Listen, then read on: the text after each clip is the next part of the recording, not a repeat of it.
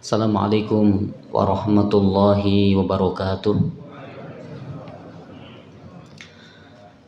Innal hamdalillah nahmaduhu wa nasta'inuhu wa nastaghfiruh wa na'udzu billahi min shururi anfusina wa min sayyiati a'malina. May yahdihillahu fala mudhillalah wa may yudlil fala hadiyalah. Asyhadu an la ilaha illallah wahdahu la syarikalah wa asyhadu anna Muhammadan abduhu wa rasuluh la nabiyya wa la rasula ba'dah. Amma ba'd, Bapak Ibu ingkang kula hormati, segala puji hanya milik Allah, Zat yang maha sempurna segalanya, Zat yang maha sempurna nama dan sifatnya, Zat yang maha sempurna di dalam ilmu dan perbuatan-perbuatannya. Karena itu Nabi SAW bersabda, Innallaha thayyibun, sesungguhnya Allah itu Zat yang maha sempurna, Zat yang maha baik dan tidak akan menerima kecuali yang baik-baik. Oleh karenanya tidak ada zat yang paling berhak untuk disembah dan diibadahi dengan benar kecuali Dia, Allah Subhanahu wa taala. Dan tidak ada zat yang paling pantas untuk mendapatkan pujian dan sanjungan kecuali Dia, Allah Subhanahu wa taala. Salawat dan salam kita haturkan dan semoga tetap tercurah kepada suri tauladan kita beliau Nabi Muhammad sallallahu alaihi wasallam, kepada keluarga beliau, para sahabat dan siapapun di antara umatnya yang senantiasa mengikuti petunjuk dan sunnah-sunnahnya sampai hari kiamat kelak. Untuk mengikuti sunnah dan petunjuk Nabi itu tidak mudah, dan kita butuh modal yang bernama cinta. Kalau orang itu sudah mencintai Nabi Shallallahu Alaihi Wasallam, maka akan mudah untuk mengikuti apa yang diucap, apa yang diperbuat oleh beliau, yang dicontohkan olehnya, maka akan mudah untuk kita ikuti. Tapi kalau belum ada cinta, maka akan sulit dan berat untuk bisa mengamalkan sunnah-sunnahnya. Karena itu kenalilah lebih dulu siapa sosok pribadi beliau, maka kita akan mencintainya. Orang kita bilang tak kenal maka tak sayang. Maka orang-orang yang seringkali menghina Nabi Shallallahu Alaihi Wasallam itu karena mereka tidak mengenali bagaimana kepribadian beliau. Orang-orang yang seringkali menghina Nabi Shallallahu Alaihi Wasallam karena mereka tidak mengenali bagaimana keluhuran budi pekerti beliau, bagaimana akhlak beliau. Seandainya mereka mengenali bagaimana sosok mulianya akhlak baginda Nabi, tentu mereka akan cinta. Seorang sahabat Nabi Shallallahu Alaihi Wasallam yang bernama Abdullah bin Salam, beliau sebagai pendeta Yahudi di kota Madinah, yang terdengar olehnya bahwa Muhammad itu sosok pendusta dan pembohong. Ketika mendengar kabar akan datangnya Rasul Shallallahu Alaihi Wasallam ke kota Madinah, maka beliau ingin melihat secara langsung bagaimana wajah baginda Nabi Shallallahu Alaihi Wasallam, seperti apa sosok baginda Nabi Shallallahu Alaihi Wasallam. Ketika melihat wajah beliau, pertama kali, maka yang ada dalam penilaiannya, Abdullah bin Salam mengatakan ternyata wajah Muhammad itu bukanlah wajah seorang pendusta. Lalu beliau pun memeluk Islam. Beliau memeluk Islam. Satu hadis yang pertama kali beliau dengar dari baginda Nabi adalah afsus salam wa atimut ta'am wasilul arham wa sallu bil laili wan nasu niyam tadkhulul jannata bisalamin. Wahai sekalian manusia, sebarkanlah ucapan salam, sambunglah kekerabatan, berikanlah makanan, dan sholatlah di waktu malam di saat banyak orang terlelap tidur, niscaya kalian akan masuk surga penuh kesejahteraan. Ini sosok tokoh dan pendeta Yahudi. Begitu melihat sekali wajah baginda Nabi SAW, beliau berkesimpulan wajah baginda Nabi itu wajah mulia, bukanlah wajah pendusta. Maka orang-orang yang belum mengenali pribadi baginda Nabi, maka akan sulit untuk mengikuti sunnah Nabi. Maka kenalilah, kita akan sayang, kita akan cinta, dan kalau sudah cinta maka akan mudah untuk mengikutinya. Bapak Ibu yang kami muliakan, alhamdulillah pada kesempatan pagi ini kita dimudahkan untuk sama-sama kita mempelajari ayat-ayatnya, masih di surat Abasa. Kalau tidak salah di ayat yang ke-23 kita akan baca terlebih dahulu. Ya, silakan Bapak Ibu yang membawa mushaf bisa dibuka pada ayat yang ke-23. Ya, surat Abasa ayat yang ke-23. Baik, kami membaca terlebih dahulu dan Bapak Ibu sekalian dapat mengikutinya setelah kami. A'udzu billahi minasy syaithanir rajim.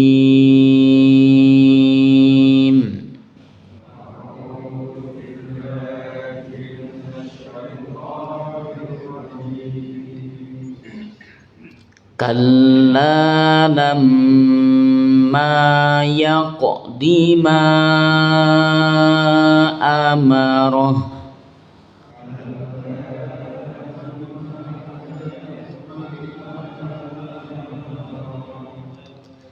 falyanzuril insanu ila ta'amih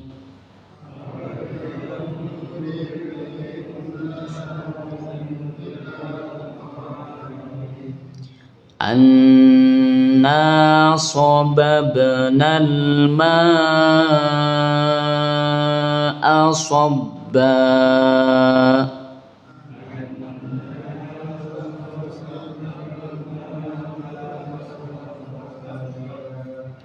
thumma syaqaqnal arda syaqqa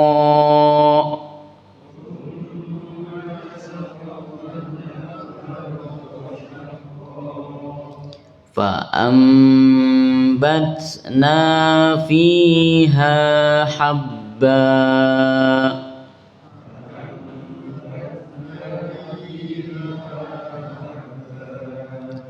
وعنبا وقضبا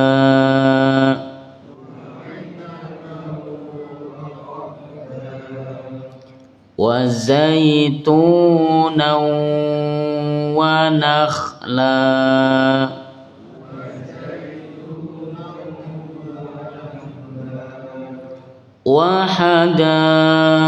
وحدائق غلبا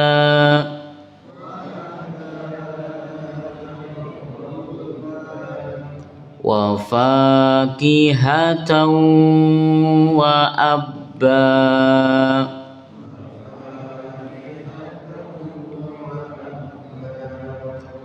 mata'an lakum wa li'an'amikum.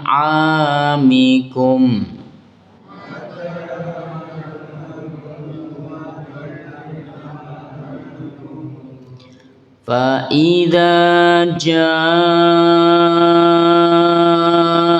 الصاخة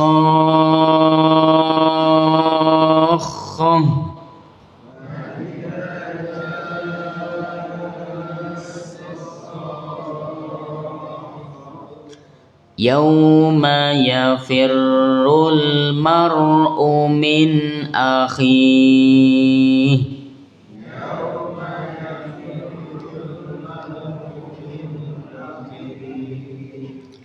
wa ummihi wa abihi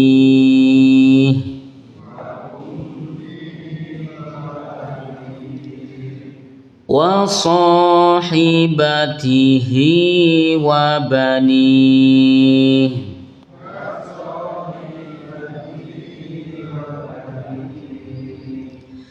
likulli imri'in minhum yawma idin sya'nu yughni likulli imri'in minhum yawma idin sya'nu yughni wujuhu yawma idin musfirah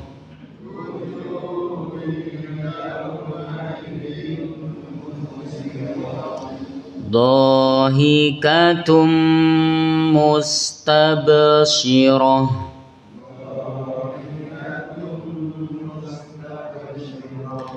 wa wujuhu yawma idin 'alaiha ghabarah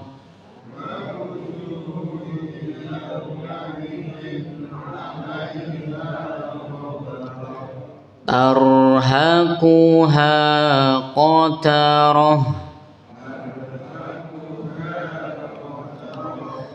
ulaika humul kafaratul fajarah.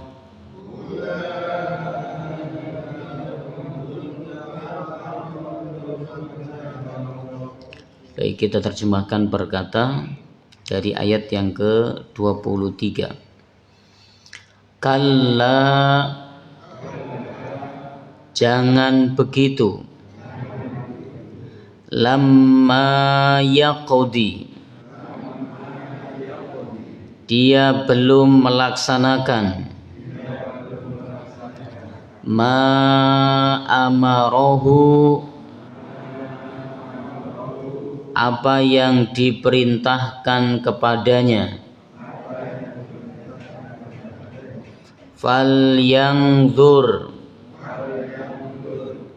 falyanzuril insanu, maka hendaknya manusia memperhatikan, ila ta'amihi, kepada makanannya, anna sababna, kamilah yang telah mencurahkannya, al-ma'a, air, sobban, yang melimpah, thumma, kemudian, syaqaqna, kami belah, al-ardo, bumi, syaqqan, sebaik-baiknya, fa'ambatna, lalu kami tumbuhkan, fiha,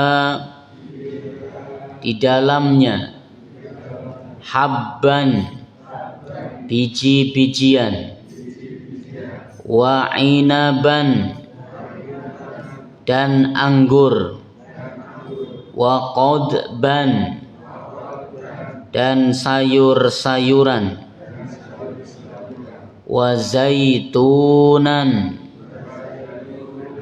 dan buah zaitun, wa nakhlan dan kurma, wa hadaiqa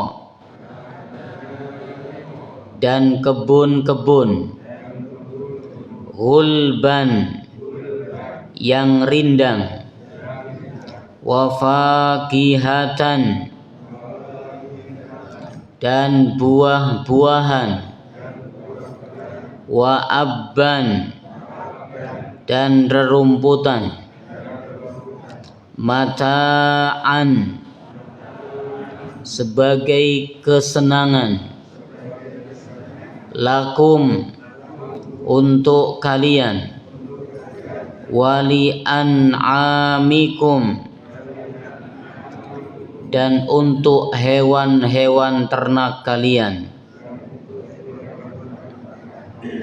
Fa'idha maka apabila ja'ati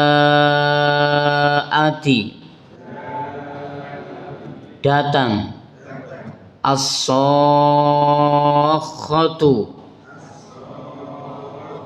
suara tiupan sangkakala, yauma pada hari, yafirru berlari, al-mar'u manusia, min akhihi dari saudaranya, wa ummihi dan ibunya, wa abihi dan bapaknya, wa sahibatihi dan istrinya, wa banihi dan anak-anaknya, likulli mri'in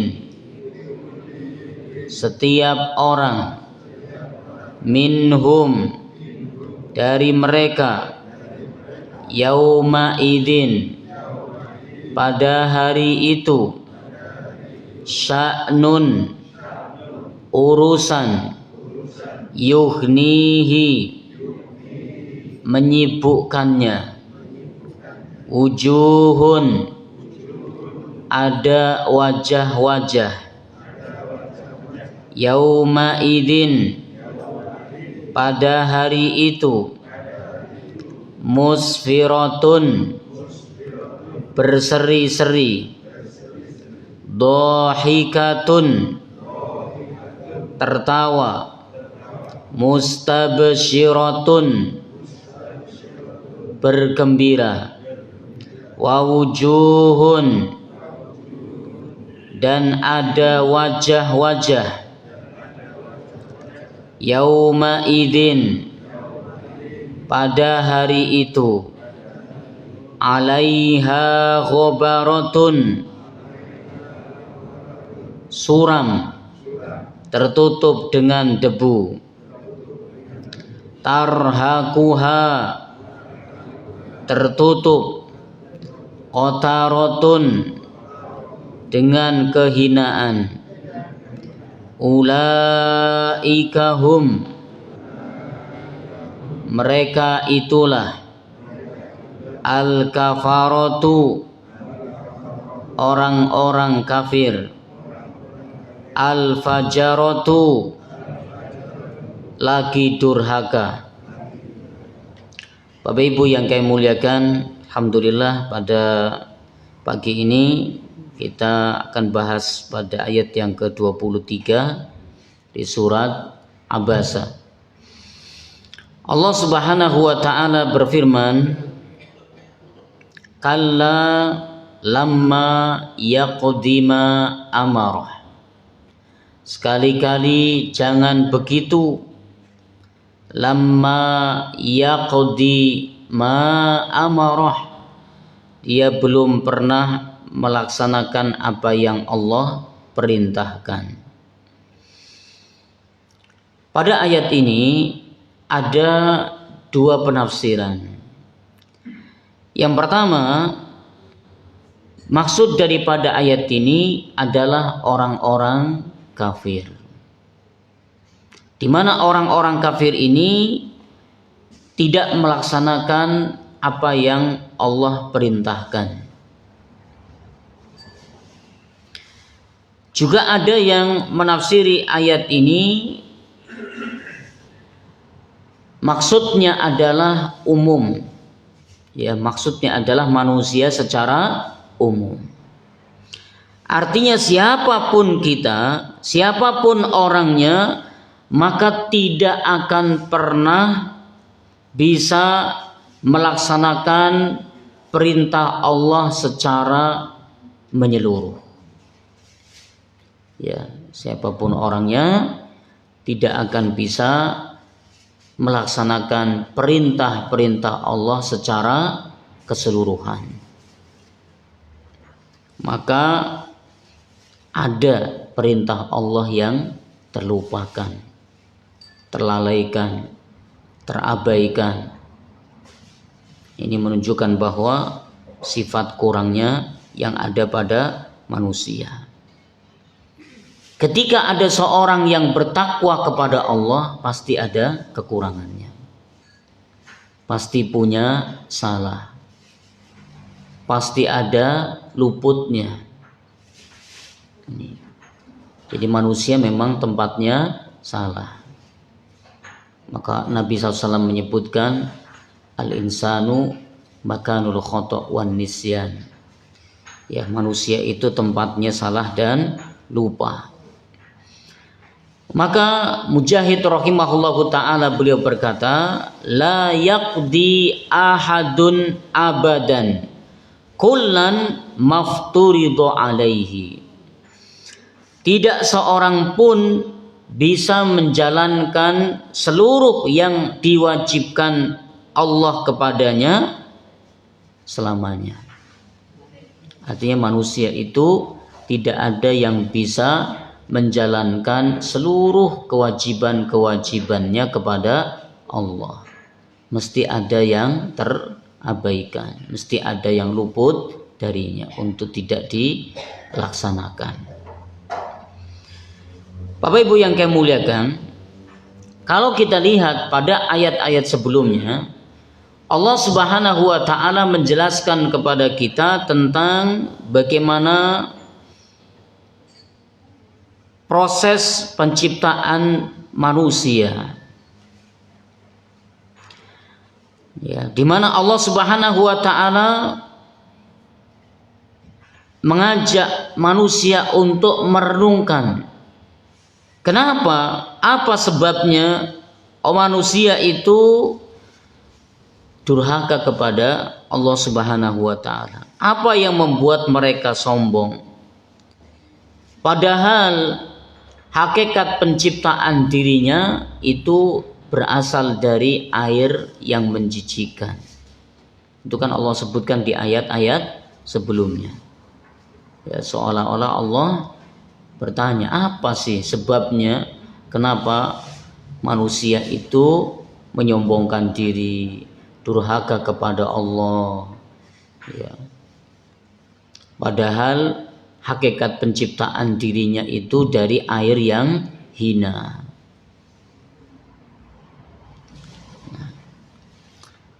Allah Subhanahu wa ta'ala kembali mengajak untuk merenungkan oleh manusia seluruh kenikmatan yang Allah berikan kepadanya. Ya, oleh karenanya Allah Subhanahu wa ta'ala mengatakan fal yanzuril insanu ila ta'amih. Falyanzuril insanu ila ta'amih. Maka hendaknya manusia itu memperhatikan ila ta'amihi, kepada apa yang dimakannya, apa yang dikonsumsinya. berupa makanan, minuman, ya, makanan pokok, buah-buahan, sayur-sayuran, dan yang lainnya. Ini Allah mengajak kita untuk merenungkannya tentang apa yang kita konsumsi. Falyanzuril insanu ila ta'ami. Maka hendaknya manusia itu memperhatikan kepada makanannya. Dari mana dia mendapatkan makanan itu? Apakah dia punya andil dari makanan tersebut hingga makanan itu datang kepadanya ataukah tidak? Semua itu adalah dari Allah. Kita berusaha, berupaya untuk mendapatkan harta karena kepandaian, karena kemampuan yang kita miliki. Dari mana kemampuan itu? Allah yang ngasih. Dari mana ilmunya? Allah yang beri. Dari mana kepandaiannya? Allah yang menganugerahkan kepandaian kepada dia. Sehingga dengannya dia memiliki kemampuan untuk berusaha, berikhtiar, berupaya. Itu juga karena Allah. Itu juga karena Allah. Sampai dia mendapatkan apa yang dia cari, itu karena Allah izinkan, Allah kehendaki untuk dia mendapatkan harta benda.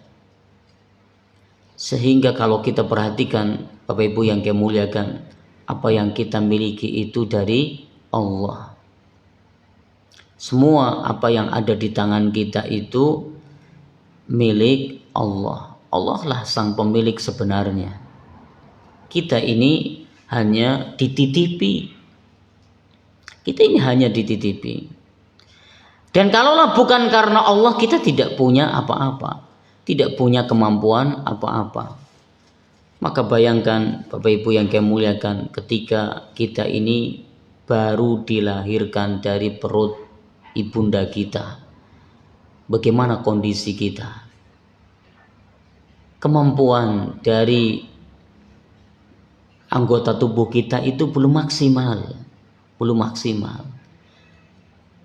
Baru bisa mendengar, ya, baru bisa melihat setelah proses. Kita baru memakai baju juga setelah sekian waktu. Kita baru bisa berjalan setelah sekian bulan. Kita baru punya ilmu setelah sekian lamanya. Itu semua proses dan Allah yang ngasih. Maka hakikat manusia itu adalah seperti saat dia dilahirkan. Gak punya apa-apa. Gak mampu apa-apa. Gak bisa apa-apa. Itulah manusia. Adapun yang bisa, yang ngasih apa-apa pada kita ini Allah Subhanahu wa ta'ala. Hingga kita mampu bekerja, Allah yang ngasih. Hingga kita memiliki ilmu, Allah yang beri. Hingga kita punya kekayaan, itu Allah yang menganugerahkan kepada kita. Kalaulah bukan karena Allah, kita ini nggak punya apa-apa. Maka kita ini diperintahkan oleh Allah, diajak oleh Allah untuk merenungi ini semua. Falyanduril insanu ila ta'ami. Maka manusia itu hendaknya memperhatikan tentang apa yang dia makan. Dari mana dia dapatkan? Ya, itu semua dari Allah Subhanahu wa ta'ala. Sehingga Bapak Ibu yang kami muliakan, kita akan menyandarkan segala nikmat yang kita dapat itu kepada Sang Pencipta, Sang Pemberi nikmat, Allah Subhanahu wa ta'ala. Sehingga kita ketika kita meyakini itu semua dari Allah, itu semua datang karena Allah, maka kita akan meminta pun hanya kepadanya. Kita akan mengharap pun hanya kepadanya. Kita pun akan meyakini semua yang ada pada tangan kita ini akan kembali kepadanya, sang pemilik sebenarnya, Allah Subhanahu wa ta'ala. Lalu Allah Subhanahu wa taala menyebutkan anna sababnal ma'a sabba. Sesungguhnya kamilah yang telah mencurahkan air yang melimpah dari langit. Tsumma syaqaqnal arda syaqqa. Kamilah yang telah membelah bumi dengan sebaik-baiknya. Belah bumi sehingga bumi ini bisa ditumbuhi tumbuh-tumbuhan, tanaman-tanaman. Ya. Fa'ambatna fiha habba. Lalu di sanalah kami tumbuhkan biji-bijian. Wa inaban wa qadba, anggur dan sayur-sayuran. Perhatikan ayat ini Bapak Ibu yang kami muliakan. Ya. Allah Subhanahu wa taala menyebutkan fa'ambatna fiha habba. Dan kami tumbuhkan dalam bumi ini habban, biji-bijian. Kenapa Allah Subhanahu wa taala menyebutkan fa'ambatna fiha habba? Kami tumbuhkan biji-bijian di dalam bumi ini karena ini merupakan makanan pokok manusia. Makanan pokok manusia, biji-bijian, beras ya, dari padi, nasi jagung ya dari jagung, ya, gandum, ini semua bahan makanan pokok dan berasal dari biji-bijian. Seolah-olah Allah ingin mengajak kita melihat asal makanan pokok yang kita konsumsi itu dari biji-bijian yang Allah tumbuhkan di dalam bumi, dari perut bumi. Yang Allah mudahkan bumi itu kemudian menumbuhkan itu semua. Itu asalnya. Coba kalau Allah tidak mengizinkan biji-bijian itu tumbuh, kita mau makan apa? Mau konsumsi apa? Maka bayangkan ketika Allah sekian bulan tidak turunkan hujan. Kan kita melihat dengan nyata kekeringan itu ada di mana-mana. Itu baru hitungan bulan loh. Kekeringan ada di mana-mana. Orang sulit nyari air. Orang harus ngangsu air dari jarak yang cukup jauh. Itu hanya hitungan bulan. Bayangkan seandainya Allah hentikan hujan itu selama 1 tahun. Selama 1 tahun, bagaimana nasib manusia?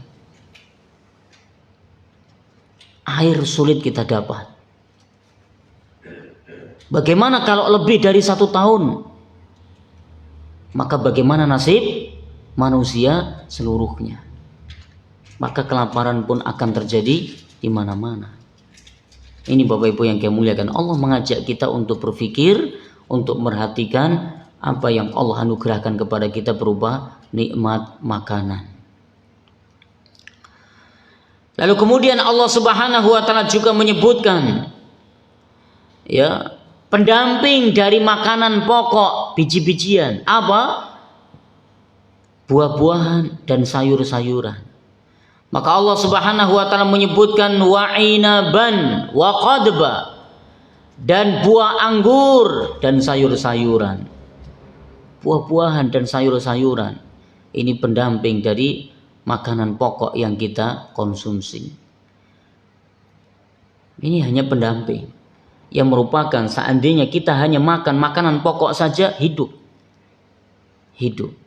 Namun Allah masih melimpahkan kepada kita makanan penyempurna, yaitu buah-buahan dan sayur-sayuran. Maha baiknya Allah. Dan di tempat kita ini Masya Allah ya, melimpah. Ditanami apa? Tumbuh. Yaitu bumi yang kita pijak ini. Masya Allah, ini nikmat yang luar biasa. Sehingga sudah sepantasnya kita mengatakan ya, fabi ayyi ala'i rabbikuma tukadziban. Maka nikmat yang mana lagi yang akan kau dustakan? Bapak Ibu yang kami muliakan, semua ada di tempat kita ini. Semua ada di tempat kita. tanpa susah payah, ya, bumi ini mudah ketika kita tanami.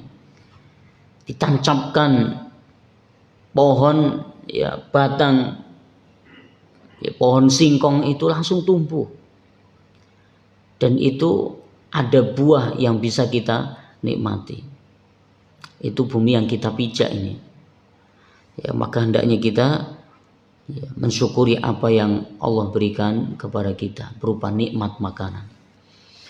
Lalu Allah Subhanahu wa taala menyebutkan wa zaituna wa nakhla, dan pohon zaitun serta pohon kurma. Allah menyebutkan dua pohon ini, dua jenis makanan ini, karena dua makanan ini memiliki keistimewaan. Wa zaituna wa nakhla, dan buah zaitun serta kurma. Ini karena buah zaitun ini memiliki faidah yang besar yang bisa dimakan sebagai buah pendamping dari makanan pokok dan dijadikan sebagai minyak, sebagai obat. Jadi makanan yang menjadi pendamping makanan pokok dan minyak yang bisa kita jadikan obat. Saya ingat betul waktu beberapa tahun yang lalu mendampingi jamaah umroh yang serangan stroke di kota Mekah. Ya, kita antar ke rumah sakit pemerintah di Mekah. Waktu itu belum ada perubahan yang signifikan.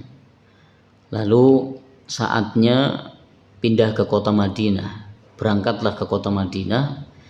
Kita dampingi ke rumah sakit swasta, ya, rumah sakit Ahmadi.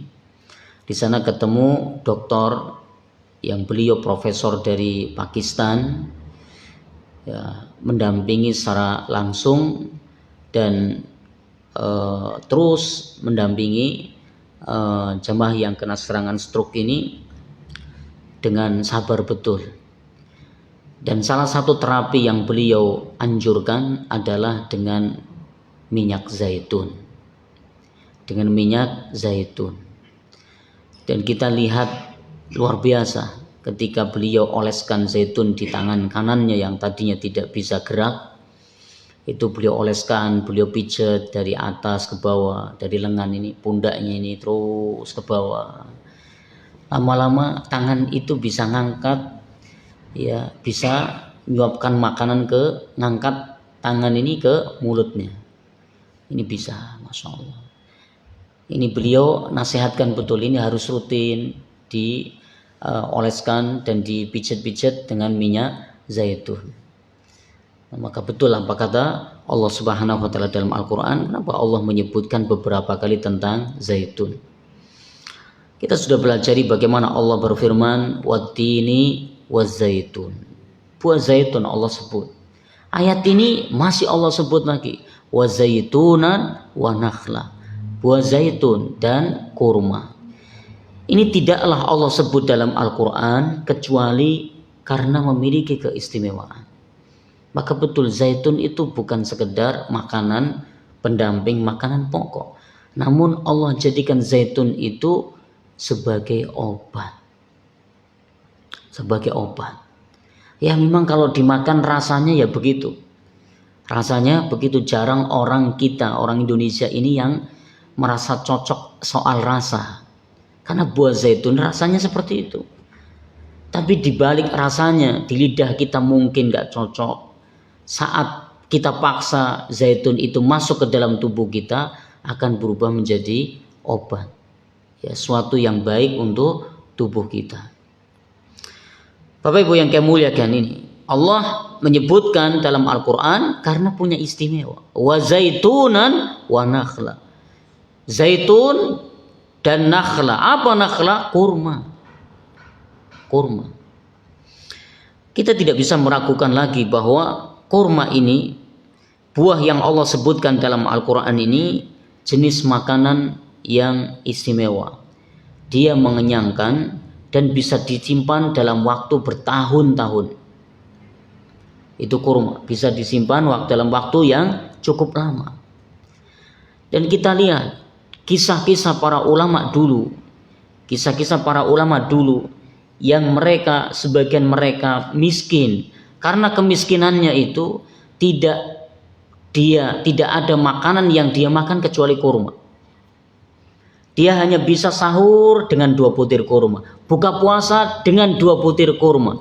Namun Masya Allah masih bisa mengajarkan ilmu, masih bisa belajar ilmu. Padahal cuman makan sahur 2 butir kurma, buka puasa dengan 2 butir kurma. Namun bertahan luar biasa. Allah kasih kekuatan yang luar biasa. Ini, maka tidaklah Allah sebut dalam Al-Quran kecuali dia punya keistimewaan. Dia punya keistimewaan. Lalu Allah Subhanahu wa taala menyebutkan wahadaika hulba, dan kebun-kebun yang rindang, yang lebat. Jadi ini semua ada di tempat kita ini. Ada di tempat kita. Wa fakihatan wa abba, buah-buahan dan rumput-rumputan. Mata'an lakum, Allah sebut ini. Allah sebut makanan-makanan ini semua yang Allah berikan kepada kita, mata'an lakum, sebagai kenikmatan, kesenangan untuk kalian. Wali an'amikum, dan untuk binatang-binatang ternak kalian. Lalu Allah Subhanahu wa taala menyebutkan fa idza ja'atis shakhah. Allah menyebutkan, menutup surat Abasa ini dengan menjelaskan tentang bagaimana dahsyatnya hari kiamat. Allah menyebutkan fa idza ja'atis shakhah, maka apabila datang suara yang memekikan telinga. Shakhah ini suara yang amat sangat keras, suara yang memekikan telinga, yang tidak lain adalah tiupan sangkakala. Kita ingat bagaimana kisahnya Nabi Saleh alaihi salam, ya. Bagaimana kisahnya Nabi Saleh alaihi salam. Apa adab siksa yang Allah kirim kepada umatnya, kaumnya Nabi Saleh alaihi salam? Yaitu suara yang memekikan telinga. Tapi itu mencabut nyawa satu persatu. Saking kerasnya suara yang Allah kirim di tengah-tengah mereka, kerasnya suara itu sampai mencabut telinganya. Bukan hanya menghilangkan gendang telinga, merusak gendang telinga, merusak pendengaran, tidak. Sampai mencabut nyawa mereka, sebagaimana dicabutnya pohon dari akarnya. Jadi kita anggap suara ini ketika Allah turunkan, Allah utus suara yang memekikan telinga ini bukan sekedar merusak gendang telinga, namun mencabut nyawa dari jasad manusia. Itu yang Allah kirim kepada umatnya Nabi Saleh alaihi salam, hingga tidak tersisa satupun, nggak tersisa satupun orang dari kaumnya Nabi Saleh yang durhaka kepadanya. Itu hanya Allah utus apa? Suara yang memekikan telinga. Nah, ini Allah Subhanahu wa taala katakan fa idza ja'atis shakhah. Ini kengerian dahsyatnya pada hari kiamat. Maka apabila datang suara yang memekikan telinga, yaitu tiupan sangkakala.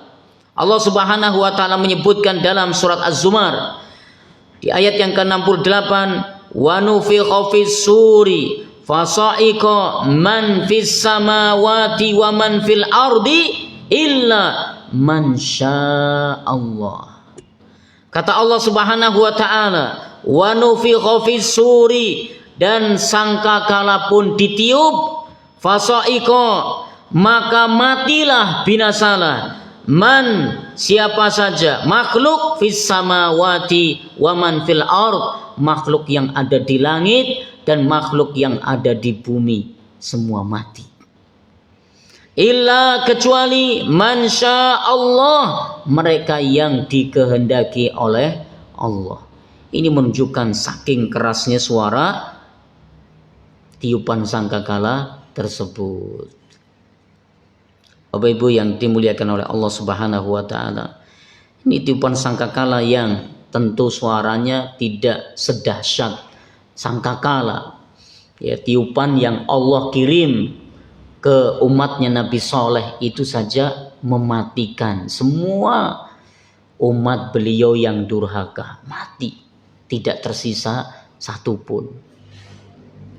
Ya, bagaimana tiupan sangkakala yang dijelaskan oleh Allah Subhanahu wa taala membinasakan semua makhluk yang ada di langit dan semua makhluk yang ada di bumi.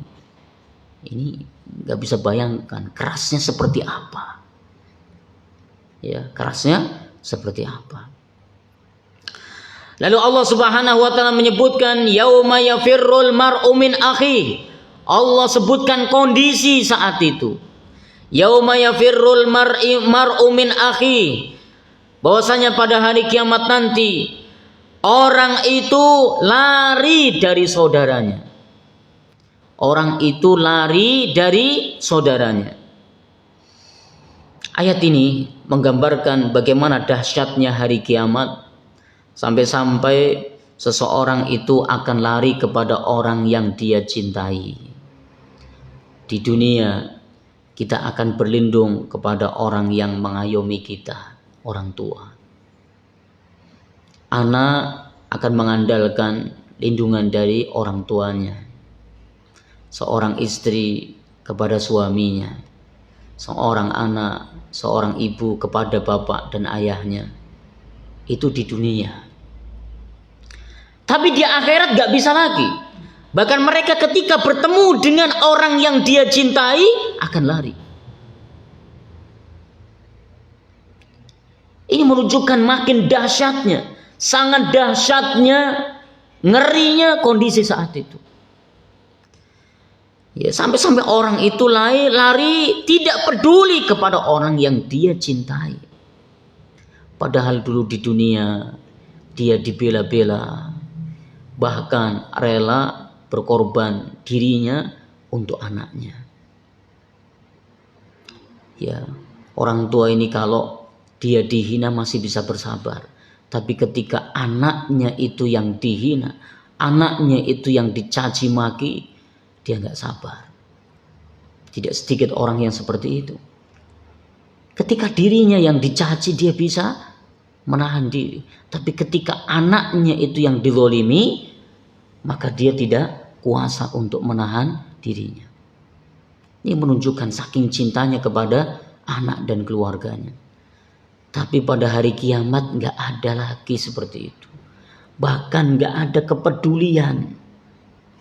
Gak ada kepedulian. Ya, Bapak Ibu sekalian yang dimuliakan oleh Allah Subhanahu wa taala, ada kisah.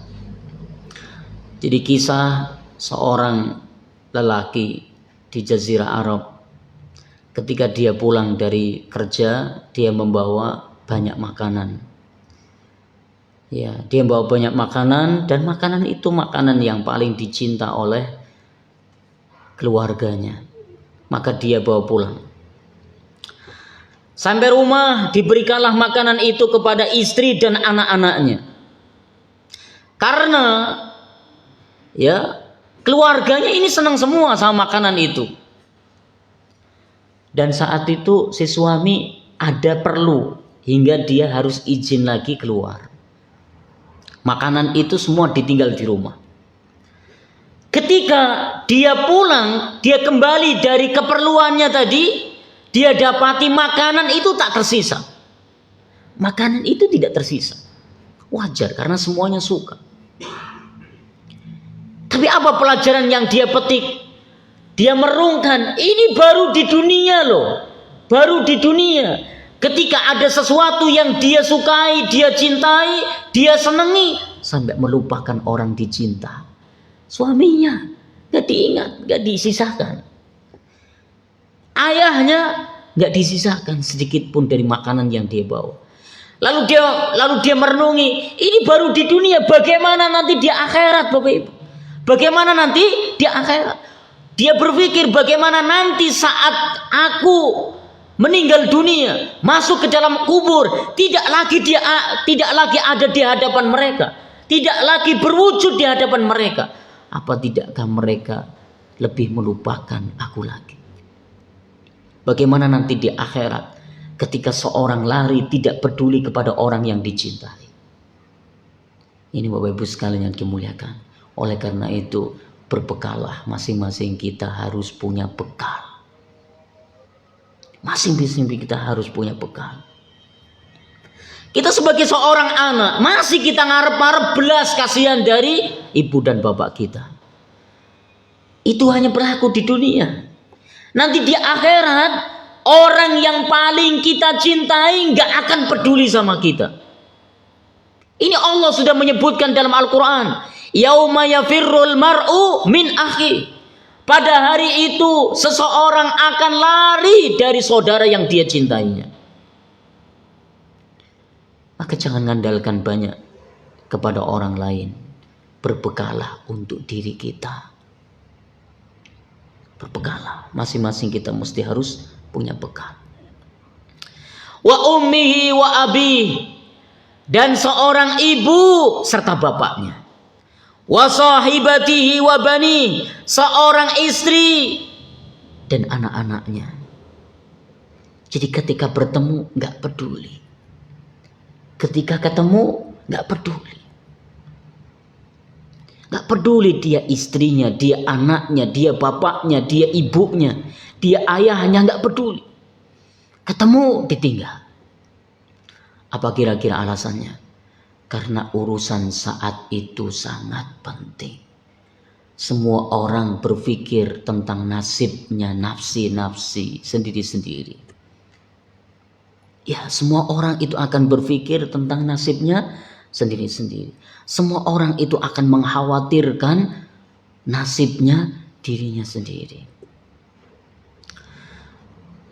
Bapak Ibu yang dimuliakan, Allah Subhanahu wa taala menyebutkan dalam ayat berikutnya, likulli imri'im minhum yauma idzin sya'nu yughni.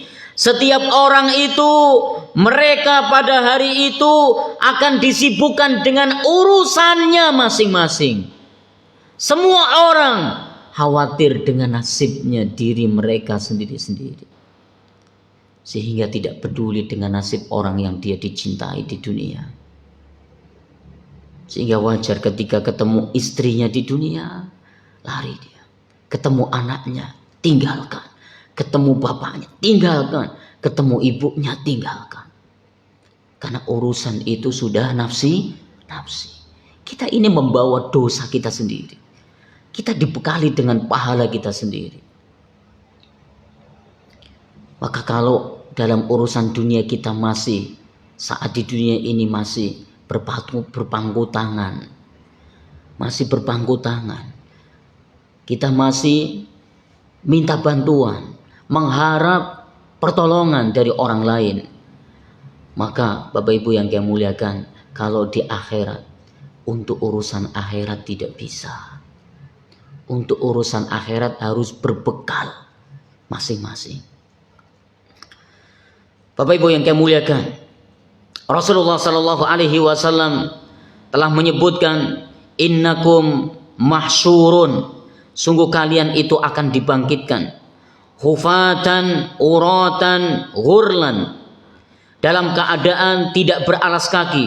Dalam keadaan telanjang bulat dan belum berkhitan.